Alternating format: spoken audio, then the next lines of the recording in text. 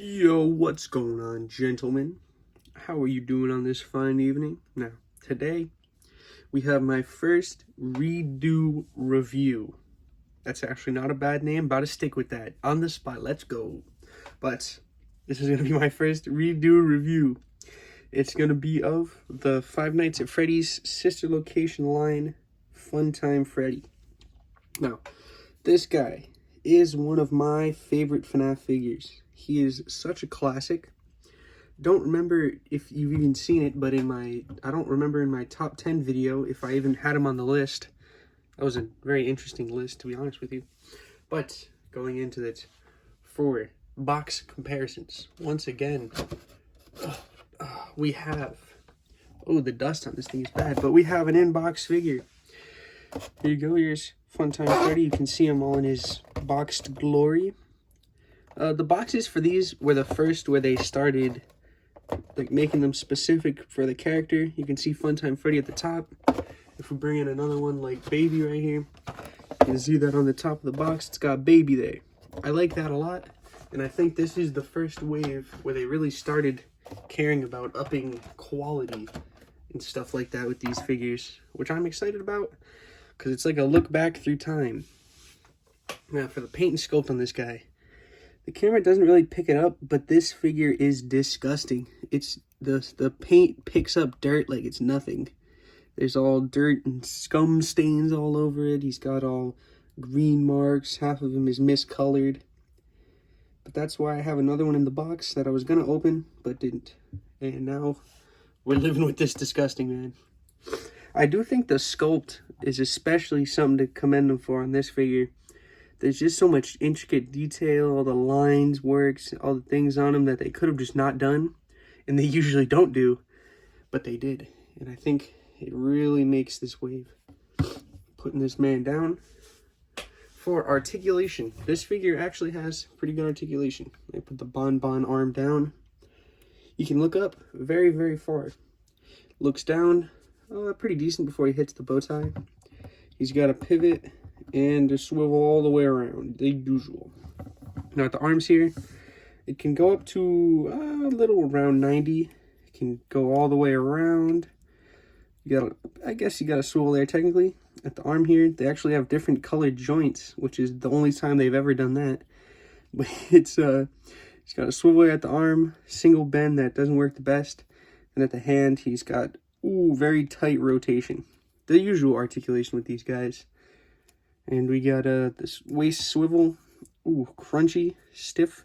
But this is the wave they actually made it so that the joints were a good mid-ground between being able to come off and being able to stay on. They're a nice mid-ground where they stay on nice if you want them, and then they come off easy if you don't care. So the leg here is a little frozen. It goes forward just a tiny bit, not back at all. There is, I guess, a little bit of a rotation at the top there. For the leg, single jointed knee that barely does anything. And then that's it. No more articulation. Now, I don't think that the articulation being poopy, well, it's the best in the wave, I think. Maybe next to like Ennard, because he's very thin and lanky. But the articulation is very good on him. I think it's really good for the time and just adds to even... There's good articulation and good paint sculpt. It's unbelievable. Now for accessories, it comes with a pink microphone. Let me move out the way so it focuses. It comes with this nice little pink microphone here. It's got a nice little white bottom.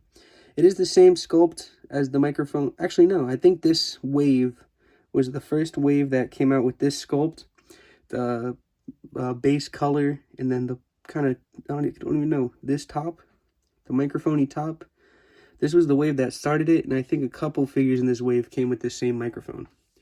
But, you know, like usual, just put it in the hand. I think this hand holds the microphones the best, because for some reason, on a lot of their other figures, like Freddys, before this anyway, they like to put I don't even know what you'd call it, like the paw thing inside. Let me just, I gotta get a Freddy to show you, I can't just say it.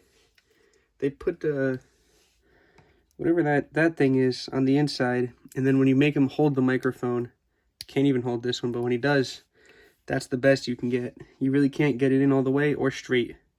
which I think is weird. There was really no reason for them to put this in there, and it was just something that made me heated. It grinded my gears, you could say. You know, for accessories, I guess I'll count Bon Bon as an accessory so you can get a nice close-up look at him. I think they did a lot of good with this guy, bringing the light in, definitely so you can get a good look. Mine has a little bit of paint scuff on the muzzle there, but the paint in general is really, really good, especially for something this small. The bow tie is nice, the one dot is good, the hands are pretty good in the ears, the mouth, the eyes look terrifying, but I mean, it just adds to the effect. Now with Bon Bon here, all you gotta do is clip them in. Then you got Bon Bon on the hand. Now one thing I would have liked is if Bon Bon was removable at the base of him instead of the shoulder or the elbow. Because if you could actually have Bon Bon flying through the air or something, you know, Bon Bon go get him, something like that, that would be cool. You could have him on a flight stand or something. But even without that, I still think Bon Bon looks good, and he is good that they even included him, because they could have pulled something like Lefty, where he's supposed to be left-handed, but they don't change it. They could have just made it so that this Freddy just had two normal hands. That would have been stinky. I would have been angry. Alright, now moving it back. For some comparisons, we've got Freddy across the universe here. Into the Fredverse. With all these dudes. You actually got two more. Don't worry. Yo, oh, there we go. Nice Freddy shot. You can see well, if we put it in the right order, it would more be like this. It's kind of an evolution of the Freddy figures. We have the same Wave 1 body here, same Freddy as always. The Nightmare Freddy was Wave 2. Sister Location was Wave 3. Wave 4, what was Wave 4? I don't know. I think Wave 4 was, this might have been Wave 4. And then Wave 5 was them again. And then I think Wave 6 is this wave. And Wave 7 that just came out is the Easter wave, I guess. Like the FNAF AR chocolate animatronics.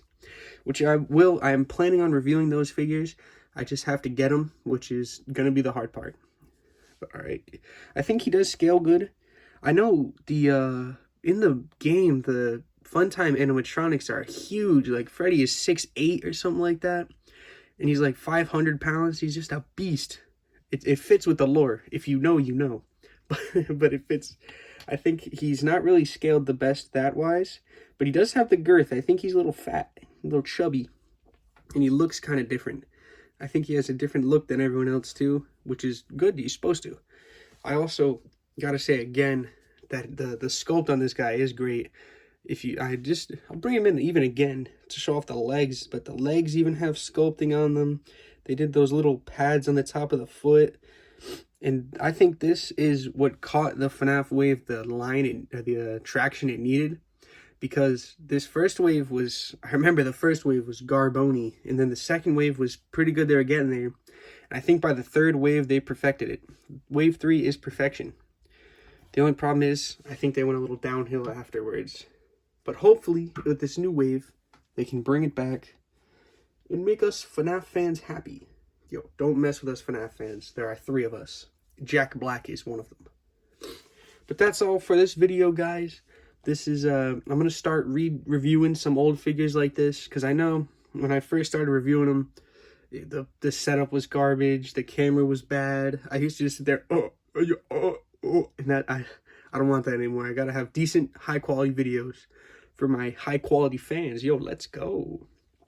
Alright, so thank you guys so much. And I'll see you next time when I hopefully have the next review or next wave to review. Thank you guys. I'll see you later.